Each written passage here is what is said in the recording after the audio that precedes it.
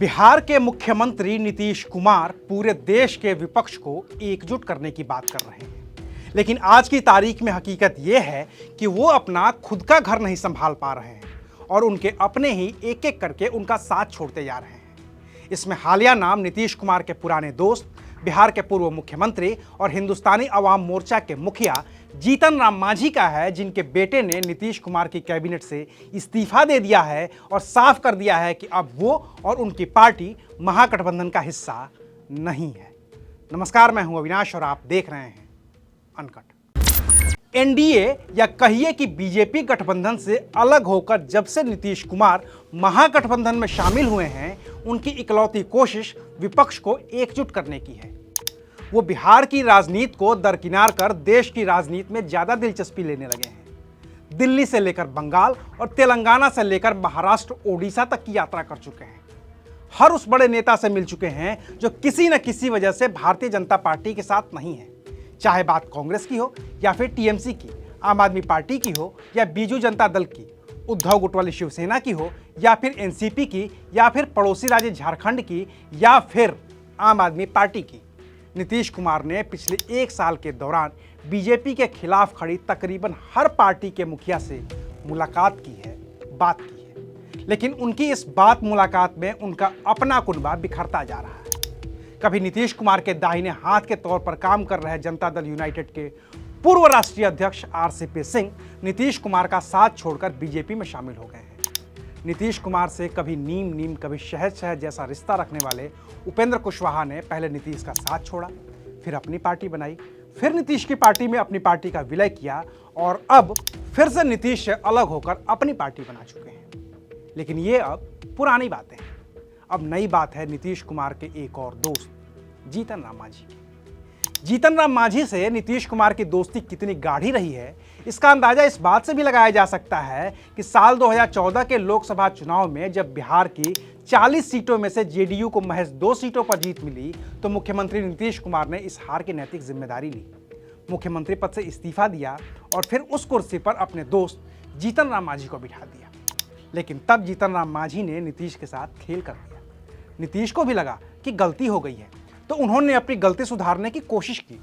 जीतन राम मांझी से कुर्सी वापस मांगी, लेकिन मांझी अड़ गए, इस्तीफा देने से इनकार कर दिया। फिर जेडीयू ने उन्हें पार्टी से बाहर का रास्ता दिखा दिया।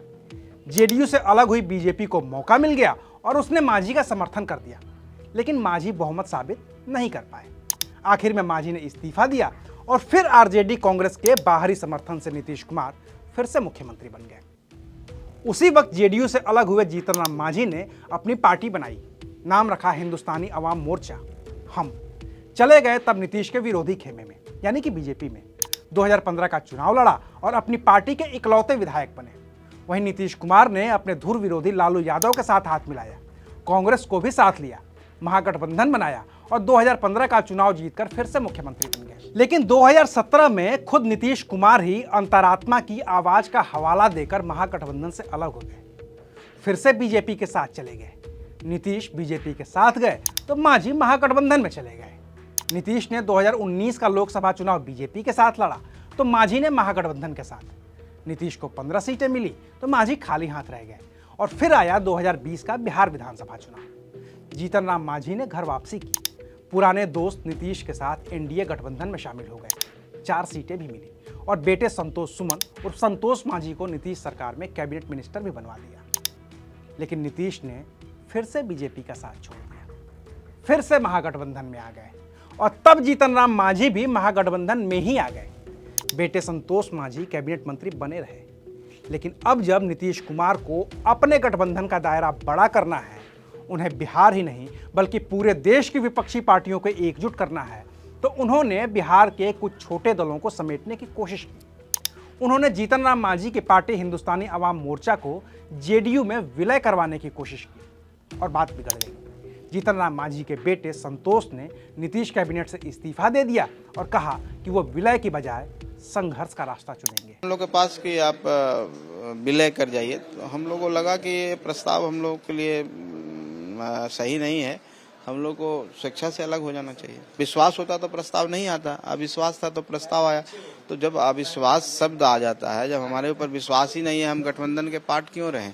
स्वेच्छा से अलग हो गए। लेकिन क्या इस संघर्ष का रास्ता बीजेपी के साथ जाकर थोड़ा और आसान नहीं हो जाएगा? इस पर संतोष अभी खुलकर कुछ नहीं बोले।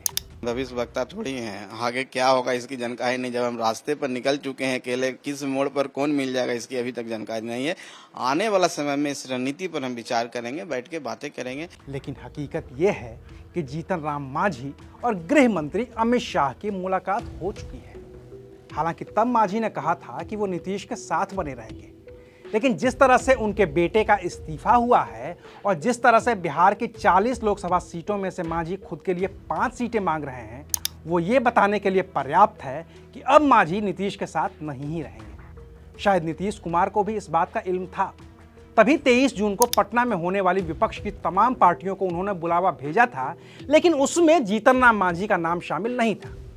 ऐसे में अब सवाल नीतीश कुमार पर भी है कि जो खुद का घर नहीं संभाल पा रहे हैं, जो बिहार जैसे एक राज्य के महागठबंधन में शामिल पार्टियों और उनकी महत्वाकांक्षाओं को समझने में नाकाम होते जा रहे हैं, क्या वो नीतीश कुमार पूरे देश की विपक्षी पार्टियों को एकजुट कर उनकी महत्वाकांक्षाओं की पूर्ति कर पाएंगे?